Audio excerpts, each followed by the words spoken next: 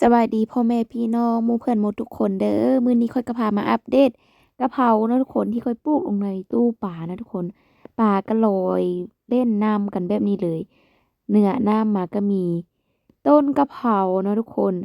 งามหมู่เจ้าอ่อนสอนค่อยบ่เห็น2-3มือ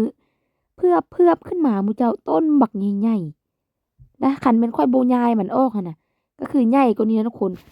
ต้นใดที่ใหญ่ๆแบบนี้ค่อยก็คือย้ายไปลงกระถางเพราะว่าค่อยต้องการแสงจากตู้ป่านี้ซื่อๆนะทุกคนเพราะว่าแสงค่อยมันน้อย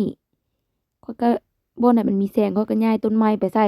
มันได้แสงแล้วว่าขึ้นมาเพื่อปะเนี่ยหมู่เจ้าอันนี้ต้นที่ค่อยปลูกลงในกระถางนะทุกคนก็จะประมาณนี้ใหญ่เท่าๆกันเนาะ